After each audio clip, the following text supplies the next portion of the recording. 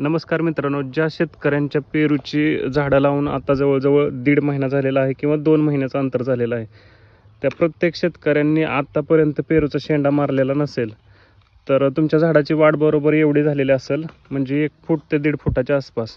यावेळेस तुम्ही शेंडा मारण्याचं गरजेचं आहे. ह्या अशा पद्धतीने जर तुम्ही शेंडा मारला तर ही काडी मजबूत होऊन ह्याच्या खाली आणखी फुटवे चालू होतील, आणि जेवढे आपल्याला फुटवे जास्त असतील तेवढं झाड आपलं मोठं होणार आहे आणि माल जास्त पकडणार आहे.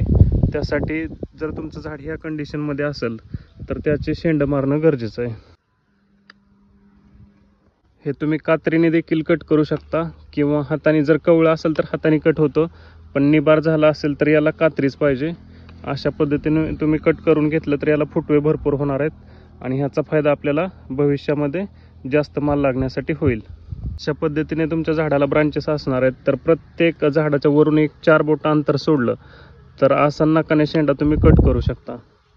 प्रत्येक फांदी, समजा झाडाला 1-2 फांद्या असतील तर त्या दोन्हीचं मारायचं, 3 असतील तर 3ही कट करायचे, किंवा काही झाडाला एकच असेल तर ती एकही फांदी आहे तीही अशा पद्धतीने कट करायची.